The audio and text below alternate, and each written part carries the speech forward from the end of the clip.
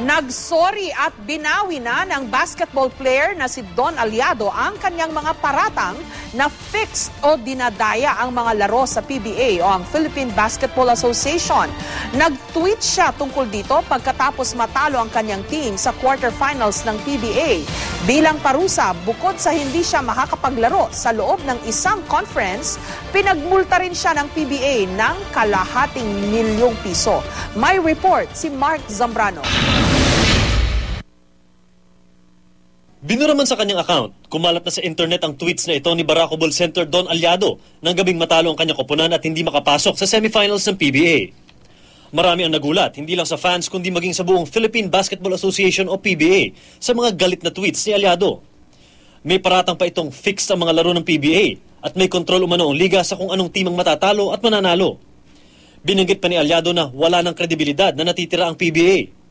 Pero kinalaunan, binura rin ni Aliado ang mga controversial na tweet at naglabas din ng paumanhin sa PBA at sa mga opisyal nito.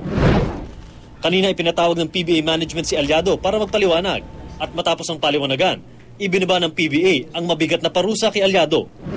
Don Aliado's fine of 500,000 to be divided as follows.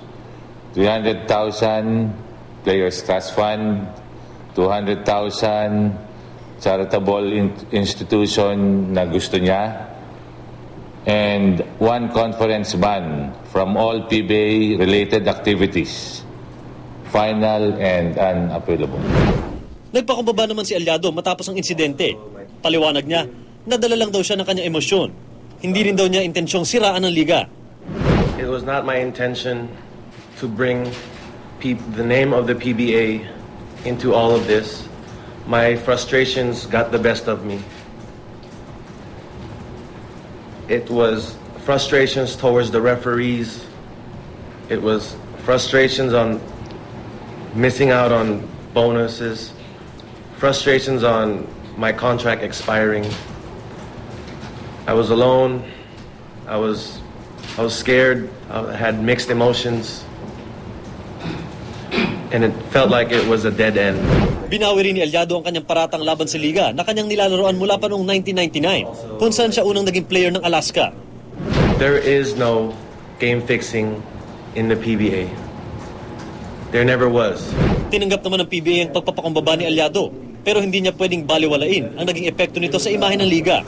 Siniguro ni Salud na numero 1 ang integridad ng liga. We have our own sources on whether or not the PBA is being penetrated by gambling lords, and the answer is no. And I've asked and repeatedly asked Don here whether in his 13-year experience as a player here in the PBA, he has any knowledge of game fixing or if he was ever approached by anybody at all. And he answered no. Ipinagtanggol rin ng commissioner ang PBA officials. Nasala na raw nila ang mga veteranong referee mula nang umupo siya bilang commissioner at tinitiyak sa fans na hindi niya papabayaang masira ang kredibilidad ng liga na inalagaan sa loob ng 37 taon. Mark Zambrano, GMA News.